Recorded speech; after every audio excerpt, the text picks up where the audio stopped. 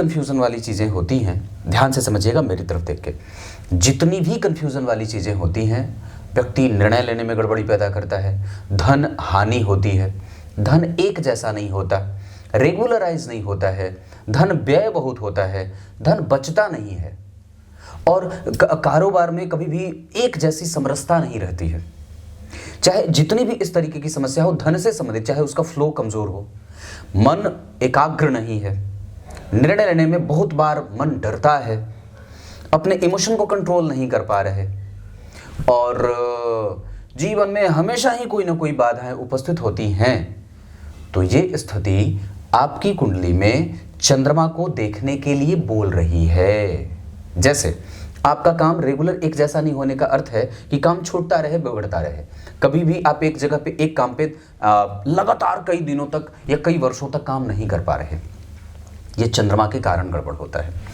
अगर चंद्रमा की गड़बड़ी होती है तो व्यक्ति के जीवन में धन का फ्लो कमजोर होता है। मतलब वो अगर शुक्ल पक्ष के अष्टमी तिथि से लेकर के कृष्ण पक्ष के नवमी तिथि के बीच के नहीं हैं तो वो समस्याएं पैदा करेंगे। और ये बात नहीं, इतनी सी बात के बाद आपको और भी एक बड़ी अच्छी बात बताता हूँ। सबसे अच्छी बात और प्रामाणिक भी है ये, कई बार बहुत सारे लोगों की कुंडलियों पर ये बात दिखती है, ग्रंथ में भी ये बात है कि जब चंद्रमा शुभदायी होते हैं, मतलब उनके पास बल होता है, पक्ष का बल, तो जातक को एक बंधी हुई आय दे देते हैं और उसके इनकम के सोर्स कई जगह से वो जनरेट करते हैं। समझ में आ रही होंगी चीजें। ये संतुलित करता है व्यक्ति को, और संतुलन पैदा करने में सबसे ज्यादा महत्वपूर्ण ग्रह के रूप में जाना जाता है। दरअसल ये सिर्फ मन को लगाने के लिए ही नहीं, आपके इम्यून का भी कारक हो जाता है। और आप जब सरकारी नौकरी वालों की कुंडली देखेंगे या जिनके पास धन की अथाह स्थिति अच्छी है, उनकी कुंडली में चंद्रमा बड़ा वेल सेटल्ड होता है, और जितनी चंद्रमा के पास मजबूती होगी उतना ही व्यक्ति के पास धन के आने और धन के खर्च होने की गति बढ़िया होती है। इसमें कुछ कुछ हद तक गुरु तत्व भी शामिल होता है। आपकी कुंडली में लग्न का तत्व कैसा बना और लग्न में कौन से तत्व की राशि बनी, मैंने जैसा बताया भी है, यह बहुत महत्वपूर्ण है। चंद्रमा किस राशि में बैठे हैं और उस राशि के अधिपति के साथ उनका संबंध कैसा है, मतलब वो 6वें 8वें में जा रहे हैं तो गड़बड़ी पैदा करेंगे। अगर केंद्र और त्रिकोण का संबंध बनता हो, जैसे चौथे राशि का अधिपति 4 घर आगे या 4 घर पीछे बैठा हो, या 5 घर आगे या 5 घर पीछे बैठा हो, या 9 घर आगे पीछे, वही बात, तो ये चंद्रमा को बल मिलता है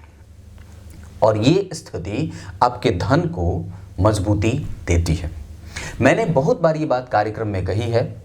कि जब कभी भी किसी व्यक्ति की कुंडली में गुरु असंतुलित होते हैं, जैसे वो शनि से दृष्ट हो, राहु की दृष्टि पड़ जाए, मंगल अगर अच्छे भाव के अधिपति नहीं हो और मंगल के साथ बैठ जाएं, या मंगल अगर अच्छे भाव के 6वें 8वें 12वें भाव के अधिपति हो और गुरु को देख लेते हो, या गुरु तुला राशि के बैठे हो, या फिर जन्म कुंडली में नीच के बैठे हो मकर राशि के, और शनि उनको देख नहीं रहे हो, नीच भंग उनका ना होता हो, तो व्यक्ति का व्यय गड़बड़ होता है। हाँ,